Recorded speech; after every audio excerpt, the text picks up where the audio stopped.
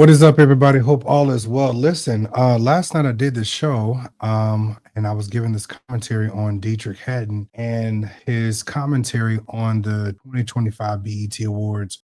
These are my thoughts. These are my opinions. So I don't want anybody going to his page to say anything crazy, but these are my thoughts and feelings about the gospel music industry. What I would greatly appreciate it, what you guys can do for me is under the video, please leave your comments. Please leave your commentary, how you think, what you feel about the video and about what he's actually saying about the gospel music industry. What do you think? Do you agree with him? Do you disagree with him? And your thoughts about the whole thing in general, gospel music as in general, and everything like that. I think it's very important that we do understand that gospel music has changed. It's changed over the years and it looks very different. The thought, the feel, the emotion behind gospel music is very different, right? It's very different. So while we're sitting out here feeling some type of way about what he's actually saying, we have to also think about the fact that, you know, gospel music in itself has changed a whole lot and it looks very different. So the thought, the feeling behind it, everything of that nature is very important. Your thoughts, your opinions is greatly appreciated. Also, make sure you hit that like button, make sure you hit that subscribe button. And if you are considering, please donate, please give towards the channel, the platform, everything like that. It's a great cause. It keeps all of this stuff running and rocking and rolling and everything. So if you could, let's go ahead and get into the commentary and we'll be right back. How you start out is how you'll live the rest of your life. And when you started out your life as a gimmick, you're going to live your life as a gimmick. When church becomes a gimmick for you, sanctification and holiness is a gimmick. You only need God because you only need God when it's convenient for you. You only need the Lord when it's convenient for you. So now you go to church because it's a gig. But let's go to Deitrick Haddon. Music industry needs an overhaul, period. After last night's show, it's an indicator that we just need a complete reset. Like what are we doing? Are we allowing this to happen over and over again and wonder why the gospel music industry is dying? Come on, man. In order to have something different, you have to do something different. So we need people in the room that know gospel music, that's in the trenches of gospel music, that's advocating for the genre as a whole and not one particular person. Well, this is where I agree and disagree with Deitrick. Yeah, we need gospel music to be gospel music, but gospel music, first of all, gospel. Oh, yeah, I feel a good preach. Gospel is the very word gospel. You sing about the gospel of Jesus Christ and what he has done for you in your life. And when you began to sing, you sang about your song was your testimony. Your song was your testimony. Can I take it back real quick? Do I got old school people in the audience? Do I got old school people in the chat? Okay, hold on. Do I got old school people in the chat? I just want to know. Do I got old school people in the chat? Where the old school people at? Because y'all taking too long talking back to me, baby. I like to talk back, church. Do I got any old school people in the chat? I just need to know, because before I say what I need to say, I just need to know if I got some old school people. I'm talking about some old school church folks, old school sanctified folks. I'm talking about some do you have a religion? I need them type of people. I'm talking to y'all. Hello, I'm talking to y'all.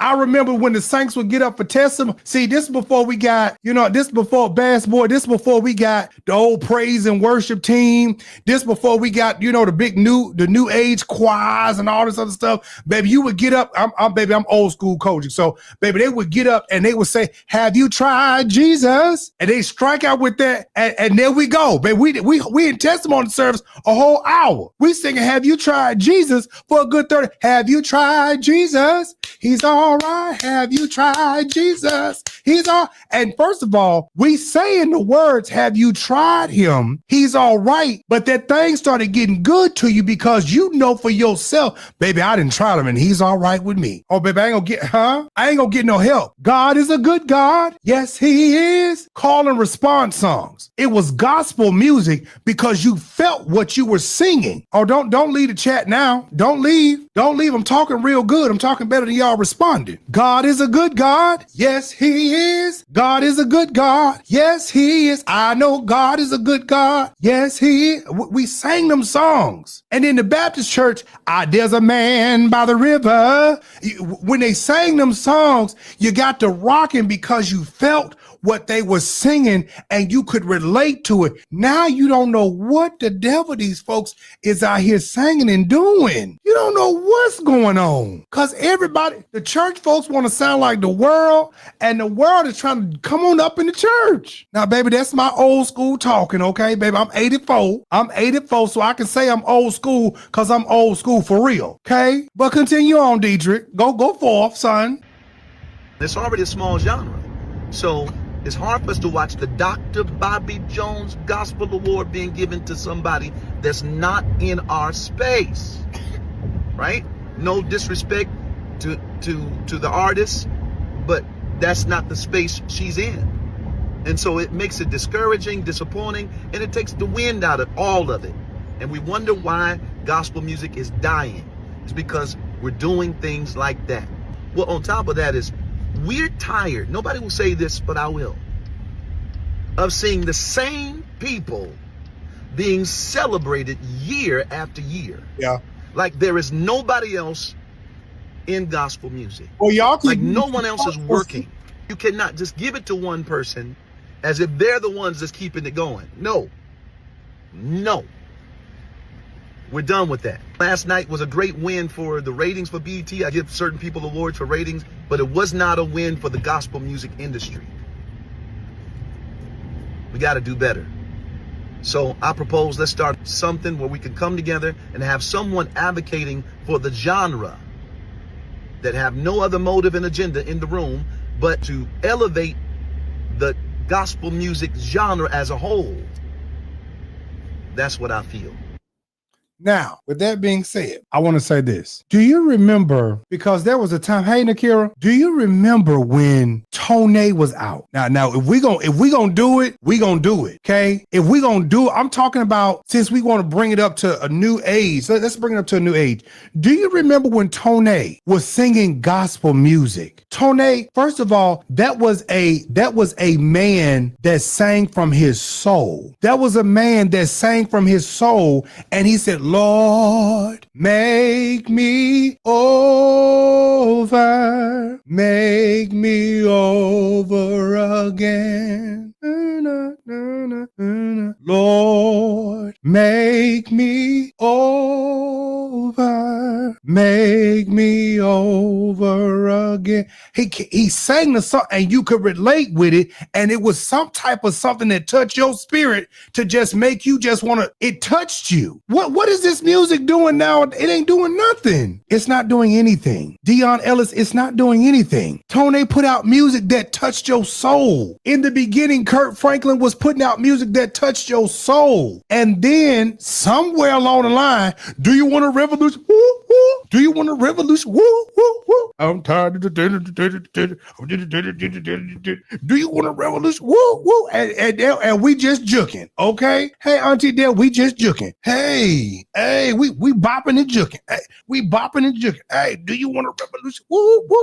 Do you want a revolution? Woo, woo. Oh, there we go, right? How do I know? Because we used to do it at drill team. Danielle, we used to do it in drill team. When we had drill team practice, and when we was at God, I'm about to put all my little business out here. When I was younger and I used to live in Minnesota, and I used to go to Free at Last Church of God in Christ, upon the leadership of the superintendent Joseph Webb Jr. That was my pastor at the time when I was a little boy, and we used to be doing marches and stuff. And baby, they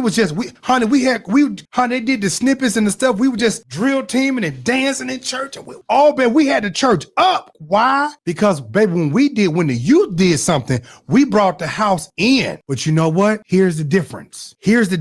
When we did what we did, there was somebody, here we go, y'all. I don't care if it was youth service, because we really believed in, I hate to say this because we had stuff even back then. Folks was doing stuff in the church, and folks was standing up in front of the church repenting all kinds of way back then. So when we did our drill team thing, and we was we was doing all this stuff, right? They still had something that came right behind that to sandwich that and bring us right back in to where we understand, like, okay, now we done got through dancing. Now let's get your spirit together. Let's get your spirit right. We ain't got that now because everybody want to look like everybody. Now, let me tell you something. I ain't gonna talk about GloRilla because that's my son's cousin. Okay, no lie, that's my son's cousin. That's my baby mama's cousin, first cousin. And see, the thing is that GloRilla mama is a Kojic missionary. Okay, GloRilla's mama is a Kojic missionary. Why you think she know the Lord like that? And it's funny that all his folks, but that's the thing. That's the thing. But let's go back to our owner real quick. But not everybody is Christian. Sisters and brothers, there's an explicit difference because this is a high moral integrity of discipline. If it wasn't, we wouldn't have such a tough time doing it.